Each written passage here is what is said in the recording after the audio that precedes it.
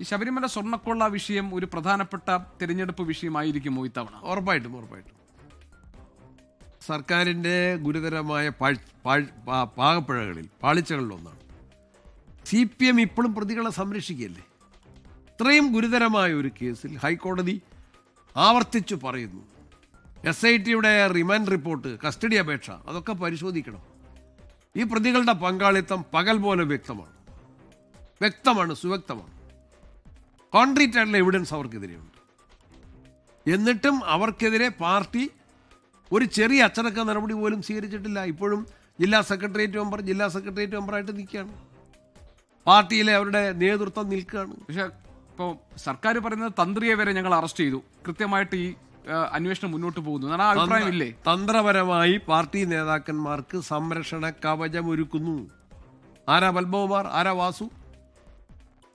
അവർക്കെതിരെ കമാന്നൊരു അക്ഷരം മിണ്ടാൻ CPMന് സാധിച്ചിട്ടില്ല. മുഖ്യമന്ത്രിക്ക് ധൈര്യമില്ല. പാർട്ടി സെക്രട്ടറി പത്തനംതിട്ടയിൽ പോയി ഈ കാര്യം ചർച്ച ചെയ്തില്ലെന്നാണ് പറയുന്നത്.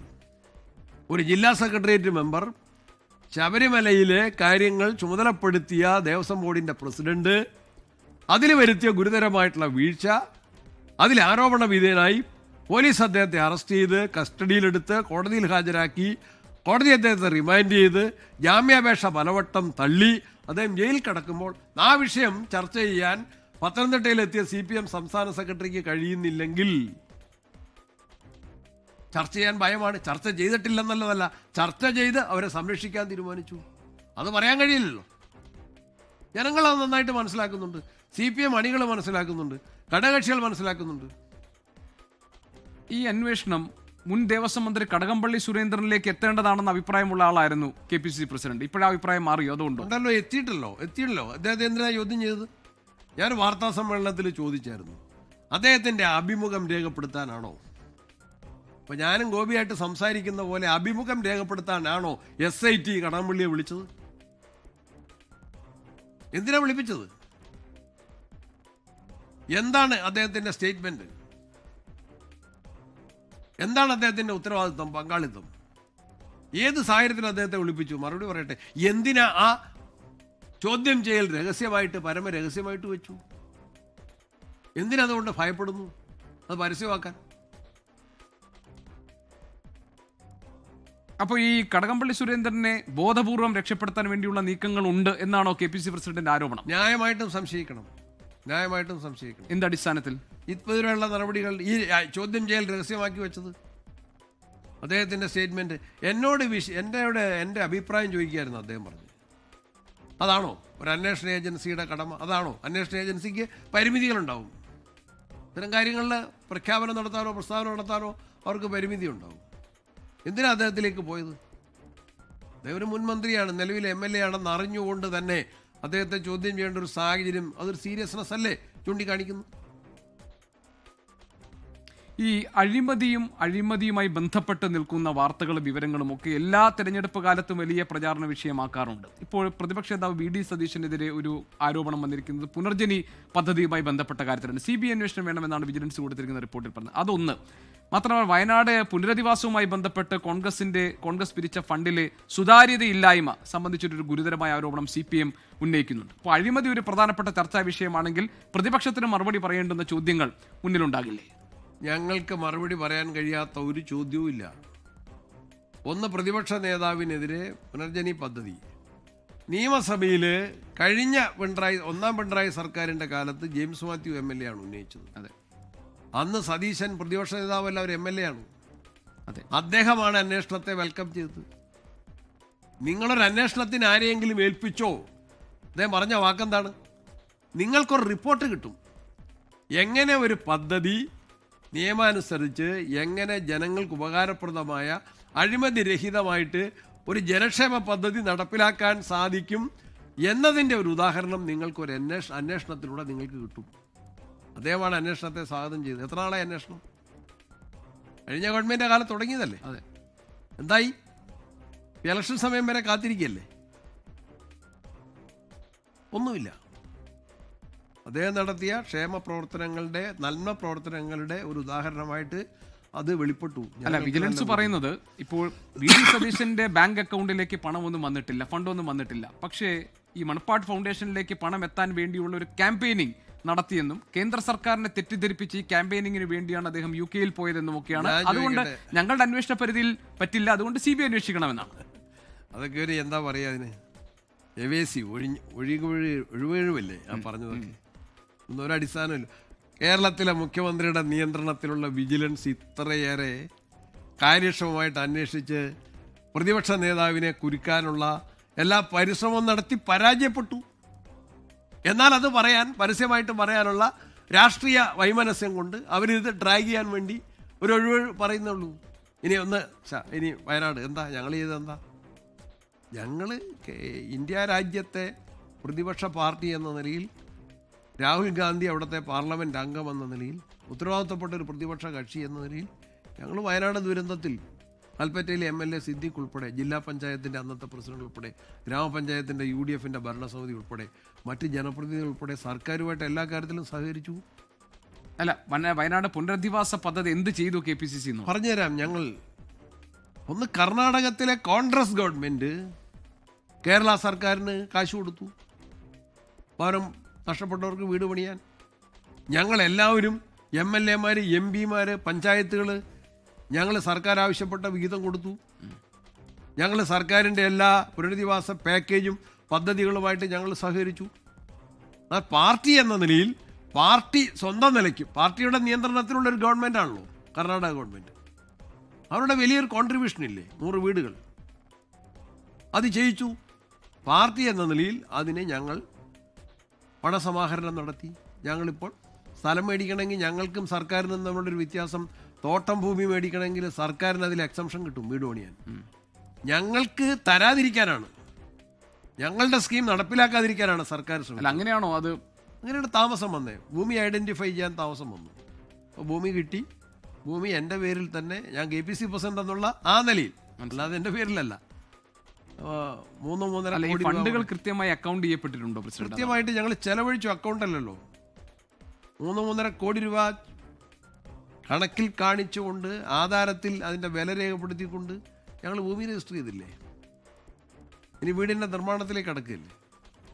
യൂത്ത് കോൺഗ്രസ് കളക്ട് ചെയ്ത കാശ് ഞങ്ങളെ ഏൽപ്പിച്ചിട്ടുണ്ട്. ഈ പ്രസിഡന്റ് നേരത്തെ സംസാരിച്ചപ്പോൾ ഈ സീറ്റ് വിഭജനവുമായി ബന്ധപ്പെട്ട കാര്യങ്ങൾ വലിയ ചർച്ചയിലേക്ക് കടക്കുന്നേ ഉള്ളൂ എന്ന് പറഞ്ഞു. അപ്പോൾ ഞാൻ ചോദിക്കുന്നത്, ഇപ്പോൾ മുസ്ലിം ലീഗ് കൂടുതൽ 25 സീറ്റിൽ മത്സരിച്ച് അവർക്ക് ഈ തദ്ദേശ തെരഞ്ഞെടുപ്പിൽ വലിയ രീതിയിൽ അവർക്ക് വിജയം കൈവരിക്കാൻ കഴിഞ്ഞിട്ടുണ്ട്. അപ്പോൾ എൻ്റെ ചോദ്യം, ഇത് സ്വാഭാവികമായും അവരുടെ ഒരു ക്ലെയിം കോൺഗ്രസിന്റെ സിറ്റിംഗ് സീറ്റുകളെ ബാധിക്കില്ല എന്നാണ്. ഒന്നുമില്ല, അതൊക്കെ വളരെ നല്ല സൗഹൃദ അന്തരീക്ഷത്തിൽ പ്രായോഗിക കാര്യങ്ങൾ പരിഗണിച്ച് വളരെ നല്ല യോജിപ്പോടുകൂടി തീരുമാനങ്ങളെടുക്കും. ഒരു കാലത്തും കോൺഗ്രസും മുസ്ലിം ലീഗും സീറ്റുകളുടെ കാര്യത്തിൽ പരിഹാരമില്ലാത്ത വിഷയങ്ങൾ വന്നിട്ടില്ല. ഇപ്രാവശ്യം കൂടുതൽ മെച്ചപ്പെട്ട തീരുമാനങ്ങളുണ്ട്. കൂടുതൽ സീറ്റ് എന്ന അവരുടെ ആവശ്യം അവർക്ക് അർഹമായ, ഞാൻ പറഞ്ഞില്ലേ, കൂടുതൽ MLA-മാർ കോൺഗ്രസിനും മുസ്ലിം ലീഗിനും ഉണ്ടാക്കുന്നതിന് വേണ്ടി ഞങ്ങൾ കൂട്ടായിട്ട് പരിശ്രമിക്കും. ഈ മാണി സി കാപ്പന്റെ കാര്യത്തിൽ കുഞ്ഞാലിക്കുട്ടിയുമായി നടത്തിയ കൂടിക്കാഴ്ച അല്ലെങ്കിൽ ലീഗുമായി നടത്തിയ ചർച്ചയിലൊക്കെ മാണി സി കാപ്പനെ ലീഗിന്റെ ശക്തി കേന്ദ്രങ്ങളിൽ ഒന്നിൽ കൊണ്ടുപോയി നിർത്തി വിജയിപ്പിക്കാമെന്നും പാലാ സീറ്റിൽ ഒരു വിട്ടുവീഴ്ചയ്ക്ക് തയ്യാറാകണമെന്നും ഒക്കെയുള്ള ചില ഫോർമുലകൾ സംസാരിച്ചു എന്നാണ് അറിയുന്നത്. പ്രസിഡന്റ് അറിവോട് കൂടിയാണ് പേപ്പറിൽ വായിച്ചതേ ഉള്ളൂ, പ്രസിഡന്റ് അറിഞ്ഞിട്ടില്ല ഇങ്ങനെ.